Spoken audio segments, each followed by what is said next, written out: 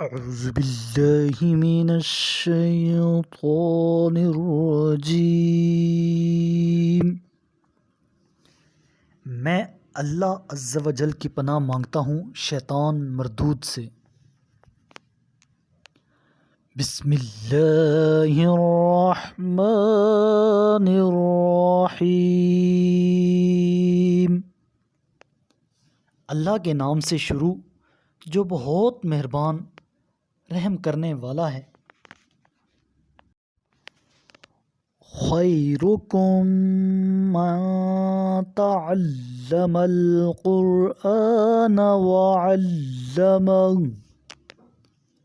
تم میں سے بہترین وہ لوگ ہیں جو خود قرآن سیکھتے ہیں اور دوسروں کو بھی سکھاتے ہیں۔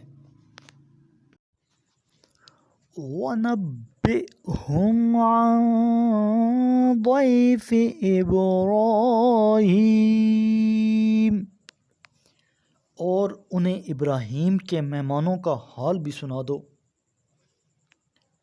اِذْ دَخَلُوا عَلَيْهِ فَقَالُوا سَلَامًا قَالَ إِنَّا مِنْكُمْ وَجِلُونَ، جب وہ ابراہیم کے ہاں داخل ہوئے تو انہوں نے کہا سلام۔ ابراہیم نے کہا ہم تم سے خوف زدہ ہیں۔ قالوا لا توجل إنا نبشرك بغلام علیم، کہنے لگے آپ خوف نہ کریں، ہم آپ کو ایک دانا لڑکے کی خوشخبری دیتے ہیں۔ قال أبشرتموني على أن مسني الكبر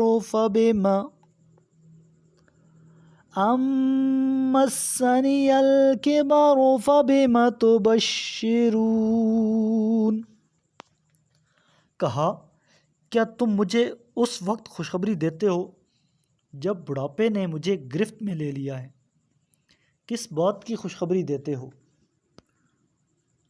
قالوا بشرناك بالحق فلا تكن من القانطين، کہنے لگے ہم نے آپ کو سچی خوشخبری دی، آپ مایوس نہ ہوں۔ قال ومن يقنط من رحمة ربه إلا الضالون، ابراہیم بولے اپنے رب کی رحمت سے تو صرف گمراہ لوگ ہی مایوس ہوتے ہیں۔ قال فما خطبكم أيها المرسلون، پھر فرمایا اے فرشتگان تمہاری مہم کیا ہے؟ قالوا إنا أرسلنا إلى قوم مجرمين، کہنے لگے ہم ایک مجرم قوم کی طرف بھیجے گئے ہیں۔ إلا آل لوط إنا لمنجوهم أجمعين، مگر آل لوط کہ ان سب کو ہم ضرور بچائیں گے۔ إلا امرأته قدرنا إنها لمن الغابرين، البتہ ان کی بیوی کے بارے میں ہم نے یہ طے کیا ہے کہ وہ ضرور پیچھے رہ جانے والوں میں ہوگی۔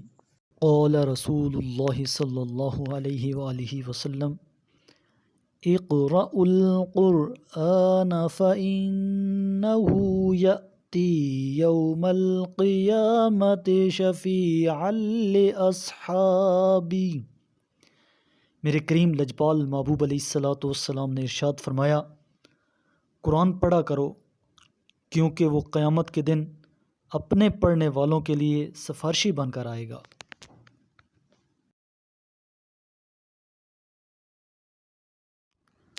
صدق اللہ العظیم۔